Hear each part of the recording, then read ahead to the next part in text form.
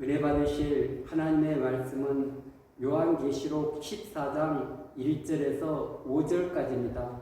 또 내가 보니 보라 어린 양이 시온산에 섰고 그와 함께 14만 4천이 서 있는데 그들의 이마에는 어린 양의 이름과 그 아버지의 이름을 쓴 것이 있더라.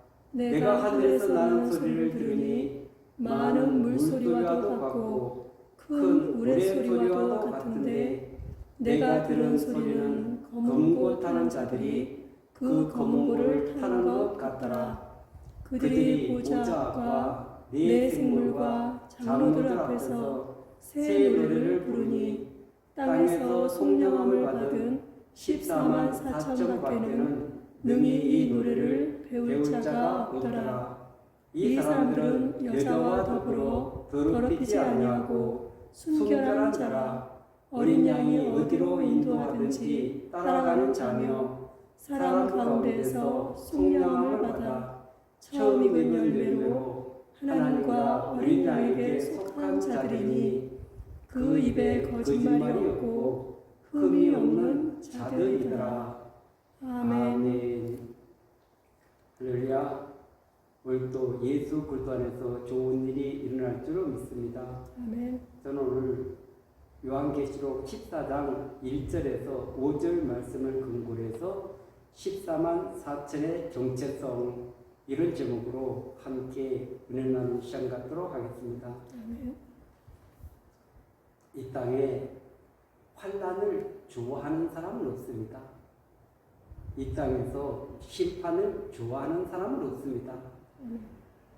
저도 이런 심판, 대환난 이런 부분을 좋아하지 않습니다.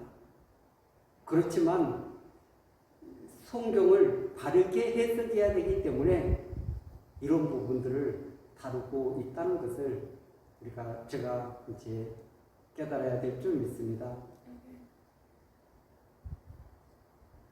요한계시록이 좀 어려운 것은 상징성 때문에 그렇습니다. 문자로만 해석하면은 쉬울 텐데 상징이 많이 있다 보니까 그것이 좀 어려운 부분이 있는 것입니다. 그런데 이 상징적인 것들은 요한계시록에서 설명을 해놨습니다. 그렇기 때문에 이것이 상징이다, 이것이 문자적이다, 그런 부분들을 보면은 이것이 상징으로 쓰여졌구나, 그것을 알 수 있는 내용들이 많이 있습니다. 어려운 부분은 인재앙, 나팔재앙, 대접재앙. 그래서 인재앙은 총론입니다. 재앙의 총론이고, 나팔재앙은 재앙의 본론인 것입니다. 그리고 대접재앙은 재앙의 결론에 해당되는 그런 부분들입니다.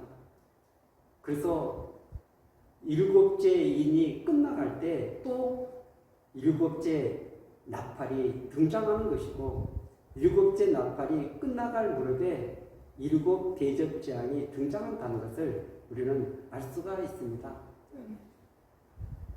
특별히 이 14만 4천은 이단들의 전유물이 돼가지고 그들이 14만 4천이 우리다 이렇게 해가지고 수많은 사람들을 미워가는 모습을 보게 되는 것입니다. 그러나 우리가 이 성경만 바르게 해석된다면 그 14만 4천의 정체성을 바르게 안다면 그런 잘못된 가르침에 속지 않게 된다는 것을 알 수 있는 것입니다. 이 요한계시록의 그 배경은 도미티안 황제 그런 핍박 가운데 이 서신이 쓰여진 것입니다. 그런데 그 핍박이 그냥 핍박이 아니었습니다. 그 황제 숭배를 거부하는 자들에게는 죽음이 다가오고 또 사자굴 속에 들어가고 여러 가지 너무 견딜 수 없는 그런 환란이었습니다. 그런데 그 환란이 로마 도시에 국한된 것이 아니라 로마가 다스리고 있는 그 모든 나라들에 임했다는 것을 우리는 알 수 있는 것이죠. 그래서 점점 교회는 무너져가고 있고 그리고 지도자가 없습니다. 왜냐하면 사도 요한이 밤모섬에 유배로 갔기 때문에 그렇습니다. 그런 가운데 수많은 사람들은 핍박을 당하고 어려움을 당하는데 하나님은 침묵하고 계시는가?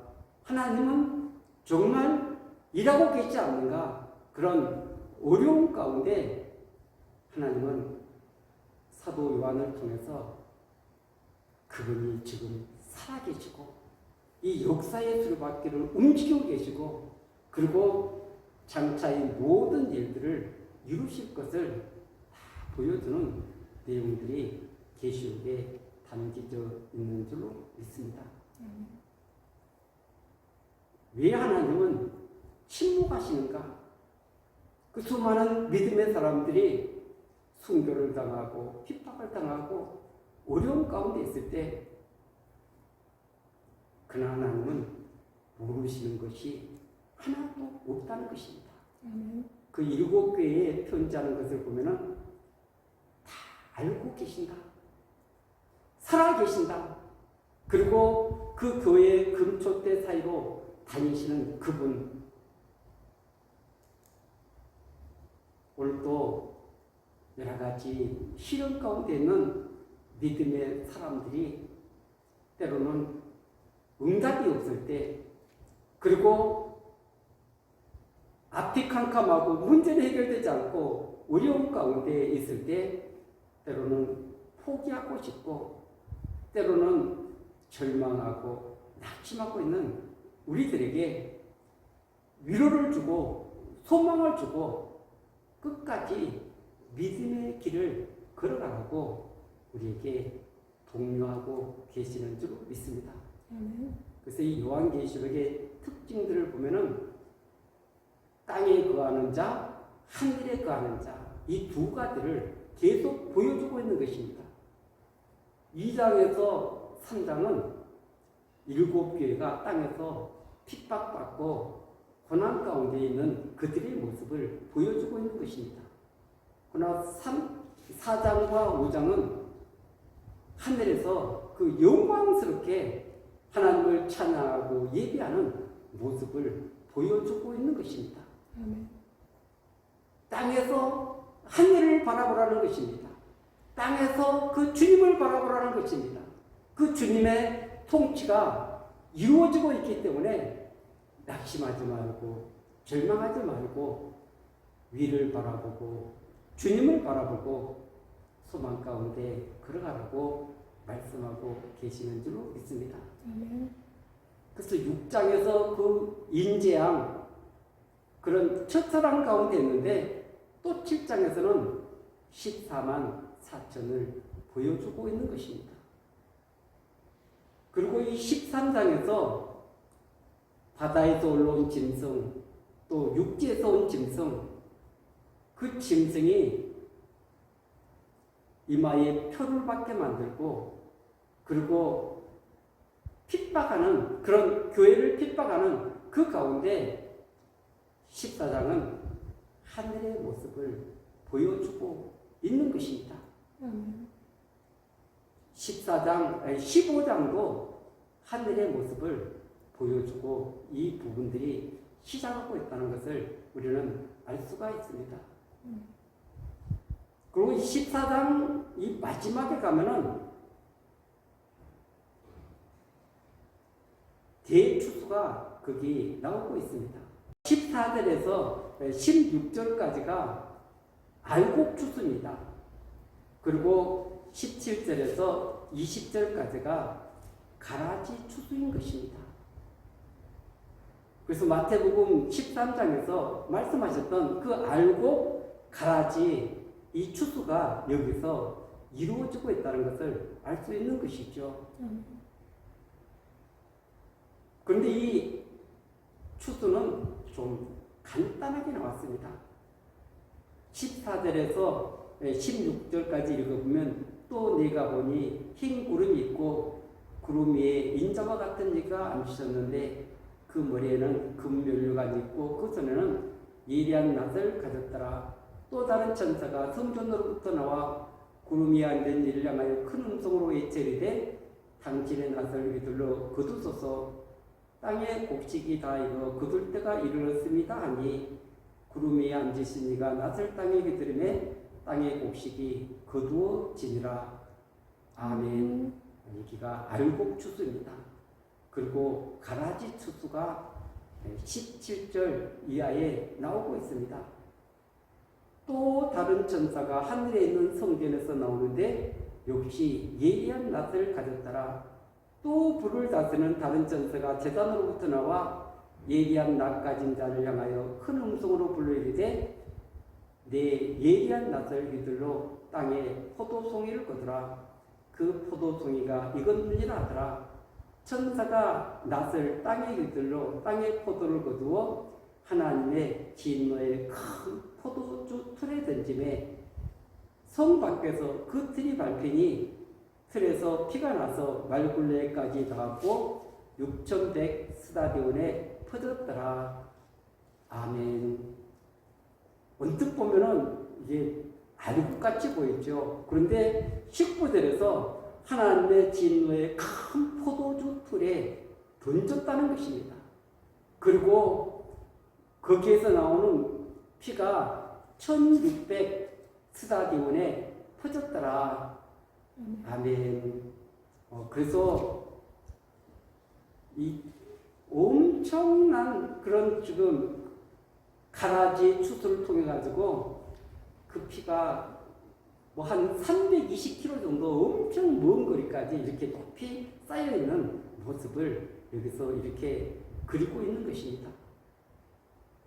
그렇다면은 여기 알곡 추수, 가라지 추수가 있는데 그러면 이 앞에는 뭐가 있겠습니까? 알곡, 그 알곡의 기준들을 여기서 설명하고 있는 줄로 믿습니다. 그래서 14만 4천을 다른 말로 하면은 알곡이다 이렇게 말할 수 있는 것입니다.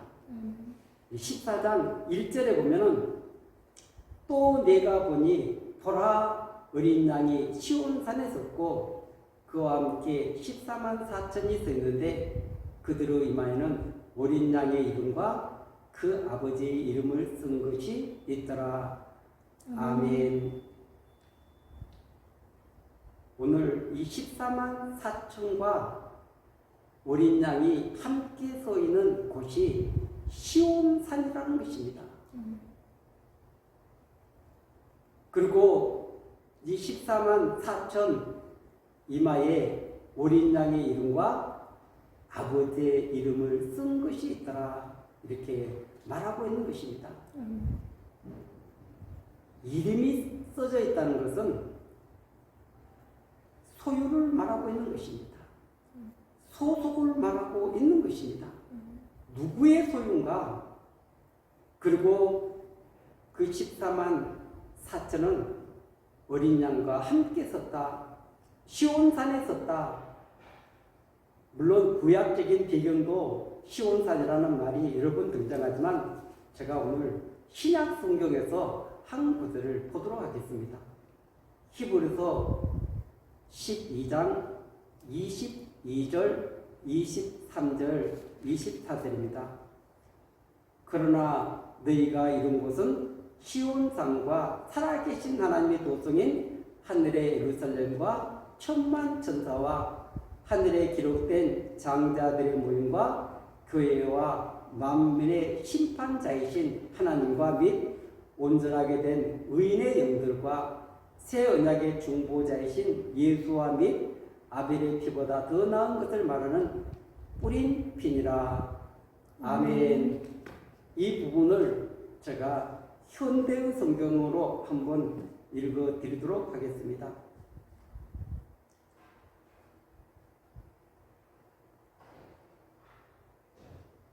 (22절에서 24절까지입니다) 그러나 여러분은 이미 시온산에 와 있습니다. 지금 히브리서를 쓴 그 배경 안에서 그 독자들에게 드리는 그런 말씀인 것이죠. 그뿐 아니라 구원받은 하나님의 백성들에게 드리는 말씀도 동일하다는 것을 우리가 알 수가 있습니다. 그러나 여러분은 이미 시온산에 와 있습니다. 이곳은 살아계신 하나님의 도성, 하늘의 예루살렘이며 수많은 천사들이 즐겁게 모이는 곳입니다. 아멘. 아멘. 그래서 이 시온산을 살아계신 하나님의 도성, 하늘의 예루살렘이다 이렇게 지칭을 하고 있습니다. 또 23절에 보면 또 이곳은 하늘에 등록된 사람들의 교회입니다. 이 말은 참된 구원을 받아서 하나님의 백성들이 모여있는 곳이라는 것입니다. 그리고 여러분은 모든 민족을 심판하시는 하나님 앞에 와 있으며 하늘에서 구원받고 이미 완전해진 사람들의 영혼 앞에 와 있습니다. 아멘. 그래서 지금 이미 구원을 받고 그리고 완전해진 영혼들이 있는데 그 앞에 여러분들이 와 서 있다는 이 놀라운 고백을 드리고 있습니다. 그리고 24절은 여러분은 새 계약의 중보자이신 예수 앞에 와 있으며 아벨의 피처럼 복수를 부리짖는 피가 아니라 은혜로 용서하시는 속죄의 피 앞에 와 있는 것입니다. 아멘. 이것을 보면은 지금 이 14만 4천이 어디에 와 있는지를 우리에게 가르쳐 주고 있는 것입니다. 15장에 가면은 15장 2절에 보면은 또 내가 보니 불이 섞인 유리 바다 같은 것이 있고 짐승과 그의 우상과 그의 이름의 수를 이기고 벗어난 자들이 유리 바닷가에 서서 하나님의 검은고를 가지고 하나님의 종 모세의 노래 어린 양의 노래를 불러 이르되 주 하나님 곧 전능하신 이시여 하시는 일이 크고 놀라우시도다. 왕국의 왕이시여 주의 길에 의롭고 참되시도다. 아멘. 지금 여기에도 하나님의 그런 보좌 앞에 와 있는 성도들을 여기서 이렇게 소개하고 있습니다. 유리바닷가, 그것은 요한계시록 4장 6절에서 하나님의 보좌 앞이라고 말씀하고 있는 것입니다. 이 사람들이 짐승과 그의 우상과 그의 이름의 수를 이기고 벗어난 자들이 그 구원의 노래를 부르는 것입니다. 모세의 노래는 언제 불렀습니까? 홍해를 건너고 나서 말과 탄자를 바다에 던졌네 그러면서 정말 기쁨과 감격으로 들어지는 그 노래가 모세의 노래였습니다. 어린 양의 노래. 이 짐승과 그 우상의 이름의 수를 이기고 벗어난 이 믿음의 사람들이 정말 감격에 넘쳐서 들어지는, 하나님 앞에 들어지는 이런 귀한 노래인 줄로 믿습니다. 그래서 이런 하늘의 모습을 보여주고 있는 것입니다.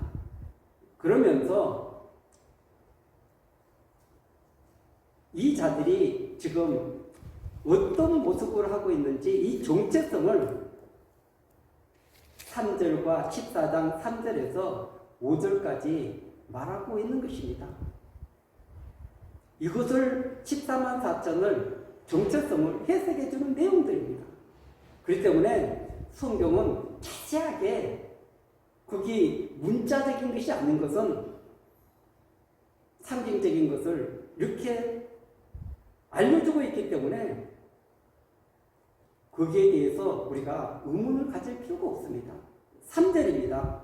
그들이 보좌 앞과 네 생물과 장로들 앞에서 새 노래를 부르니 땅에서 성령을 받은 14만 4천 밖에는 능히 이 노래를 배울 자가 없더라. 아멘. 장로들 앞에서 앞장 4장, 이제 5장 이런 부분에 가면은 24장로가 나옵니다.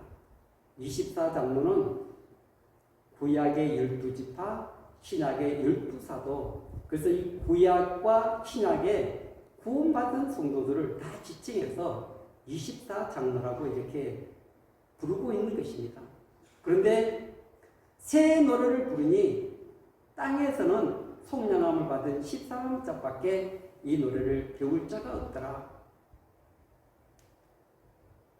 구속함을 받아서 예수 그리스도의 피를 통해 가지고 그렇게 속죄의 은총을 받은 자들, 인간의 편에서 보면은 그것이 은혜지만 하나님의 편에서 보면은 엄청난 대가를 지불해서 우리를 피로 사신 그 놀라운 은혜를 찬양하고 하나님 앞에 영광 돌리고 있는 줄로 믿습니다. 그래서 이 사대를 보면 이 사람들은 여자와 더불어 더럽히지 아니하고 순결한 자라. 여기서 순결한 자라고 이렇게 말하고 있는데 이것은 우상을 숭배하지 않고 세상과 짝하지 않는, 그래서 하나님의 백성의 이 정체성을 가지고 믿음의 순결을 지킨 자들을 이렇게 지칭하고 있는 것입니다. 사도 요한은 요한일서 2장에서 이렇게 말하고 있습니다. 2장 15절에서 17절까지 이 세상이나 세상에 있는 것들을 사랑하지 말라. 누구든지 세상을 사랑하면 아버지의 사랑이 그 안에 있지 않으나니 이는 세상에 있는 모든 것이 육신의 정욕과 안목의 정욕과 이생의 자랑이니 다 아버지께로부터 온 것이 아니요 세상으로부터 온 것이라. 이 세상도 그 정욕도 지나가되 오직 하나님의 뜻을 행하는 자는 영원히 거하느니라. 아멘. 이 세상이나 세상의 것들을 사랑하지 말라는 것입니다. 이런 것들은 지나가는 것입니다. 불타버릴 것입니다. 없어질 것들인 것입니다. 오직 하나님의 뜻을 행하는 자만이 영원히 간다고 말씀하고 있는 줄로 믿습니다. 그런데 이 사도 요한이 요한일서 5장 마지막 절에 이렇게 기록을 해놨습니다. 자녀들아, 너희 자신을 지켜 우상에게서 멀리 하라. 아멘. 그렇기 때문에 하나님보다 더 사랑하는 그 어떤 것도 내 마음속에 있어서는 안 된다는 것입니다. 내 삶의 가장 우선순위는 하나님이 되어야 될 줄로 믿습니다. 하나님보다 더 사랑하는 세상의 어떤 것, 내 자녀랄지라도, 그리고 아내, 남편이라 할지라도, 부모님이라 할지라도 하나님보다 더 사랑하는 것은 안 된다. 그것이 우상 숭배다. 이렇게 말하고 있는 줄로 믿습니다. 그렇기 때문에 나와 하나님과 그 관계 속에 그 어떤 것도 끼어서는 안 된다. 그리고 어린 양이 어디로 인도하든지 따라가는 자며. 아멘. 주님이 말씀하시면 어디든지 따라가는 이 사람들이 14만 4천인 줄로 믿습니다. 알곡인 줄로 믿습니다. 주님의 제자들인 줄로 믿습니다. 신앙을 목자와 양의 관계를 비유하고 있습니다. 양은 목자의 인도를 따라가는 것이 의미인 것입니다. 그리고 생명을 지키는 것입니다. 그런데도 불구하고 이 시대는 목자의 음성을 듣고 따라가는 것이 아니라 내가 주인되고 내 방법, 내 생각대로 이 세상을 믿음의 길을 걸어갈 때가 너무나 많다는 것입니다. 그렇기 때문에 반드시 제자가 되기 위해서는 자신을 부인해야 되는 것입니다. 자신을 십자가에 못 박아야 되는 것입니다. 그리고 주님께서 말씀하시는 거기에 순종하며 나가는 자들이 제자들이고 알곡인 줄로 믿습니다. 아멘. 이 성경의 무리들은 사실 예수님을 따라가기는 따라가는데 결정적으로 문제가 생겼을 때 거기에서 돌이키는 사람들입니다. 왜냐하면 그 말씀이 나에게 유익을 주지 못할 때, 그리고 그것을 행함으로 말미암아서 나에게 손해가 되고 여러 가지 어려움이 닥치게 되면은 거기에서 돌아서는 것입니다.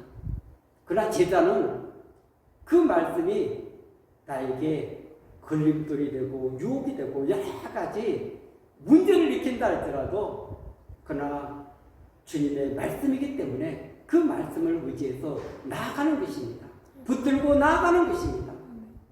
그럴 때 그것을 통해서 우리에게 인내가 생겨지고 하나님의 사랑이 우리 안에서 점점 커지게 될 줄로 믿습니다. 그러면서 주님을 닮아가는 아름다운 역사가 그분을 따라다닐 때 나타나게 되는 줄로 믿습니다. 그리고 처음 익은 열매로 하나님과 어린 양에게 속한 자들이다. 구약이나 신약이나 처음 열매들이 참 많이 나오고 있습니다. 처음 것은 다 하나님께 계속하라. 그러나 여기에서 처음 익은 열매는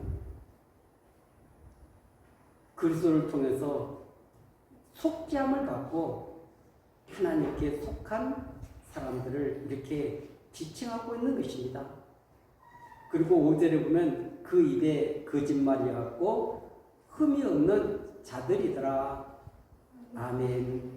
이 사단은 거짓말장입니다. 그리고 이간질하고 있습니다. 비판하고 판단하고 정죄해서, 그래서 하나님과 또 나와 이웃 간의 관계를 깨뜨리고 있는 것입니다. 그렇기 때문에 교활한 것이 섞여 있어서는 안 된다는 것입니다. 그리고 이 요한계시록 7장에서 14만 4천을 지칭하고 있는 단어가 9절에 나와 있습니다. 이후에 내가 보니 각 나라와 족속과 백석과 방언에서 아무도 능히 셀 수 없는 큰 무리가 나와 흰옷을 입고 손에 종려가지를 들고 보좌 앞과 어린 양 앞에 서서 아멘. 13절에 보면 장로 중 하나가 응답하여 나에게 이르되 이 흰옷을 입은 자들이 누구며 또 어디서 왔느냐? 내가 말하기를 내 주여 당신이 하시나이다 하니 그가 나에게 이르되 이는 큰 환난에서 나오는 자들인데 어린 양의 피에 그 옷을 씻어 희게 하였느니라. 아멘. 어린 양의 피에 자신의 옷을 빠른 것입니다. 날마다 회개하면서 자신을 하나님과 또 사람 앞에서 정결하게 믿음으로 나갔던 것을 우리는 알 수가 있습니다.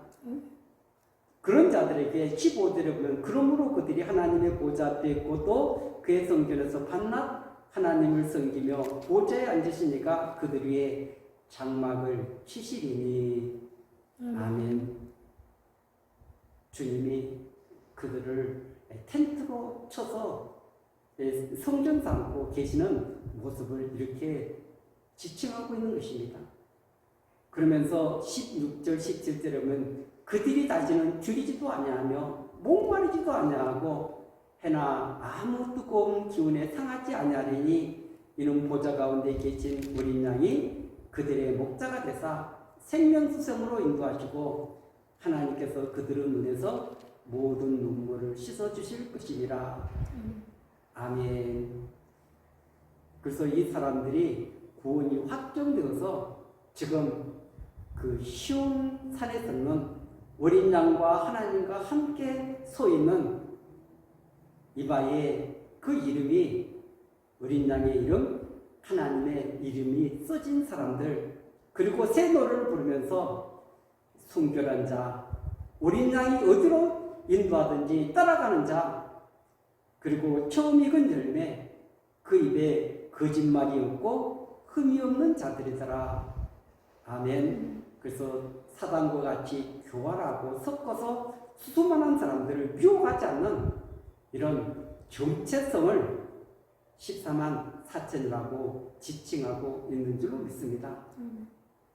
그렇기 때문에 이런 정체성 그리고 여기에 기준을 잘 알지 못하면 우리가 그냥 되는 대로 살아도 하나님 앞에 서는 게 문제없다 이렇게 생각할 수 있습니다. 그러나 이런 부분들을 우리가 바르게 할 때 바른 믿음의 길을 걸어가게 되는 줄로 믿습니다.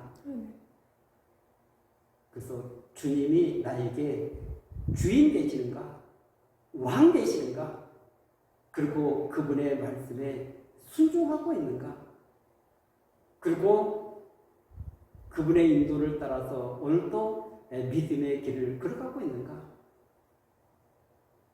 우리가 알곡의 특징 마태복음 13장에서 그 알곡 좋은 땅에 뿌려져 가지고 30배, 60배, 100배로 거뒀다. 그래서 이런 알곡 그리고 제자의 정체성 이런 부분들을 우리가 다르게 이해될 때 거기서 14만 4천이 어떤 자들인가를 우리에게 가르쳐 주고 있는 줄로 믿습니다. 그래서 추수 때 알곡으로 꼽히는 사람들이 어떤 자들인가? 그래서 이 요한계시록이 해석되지 않으면 그 마지막을 잘 알 수 없는 것입니다. 그래서 우리는 시작을 알고 과정을 알고 결과를 알면서 오늘도 우리는 믿음의 길을 달려가야 될 줄로 믿습니다. 이렇게 기준이 높다고 해서 여러분 절대 포기하지 마십시오. 왜냐하면 우리가 바른 태도를 가지고 바른 믿음을 가져가면 주님께서 반드시 이루실 줄로 믿습니다. 우리 안에 그런 영적인 싸움에서도 내가 죽고 그리스도가 살면 반드시 주님께서 이루어 주실 줄로 믿습니다. 알고 되시기 바라겠습니다.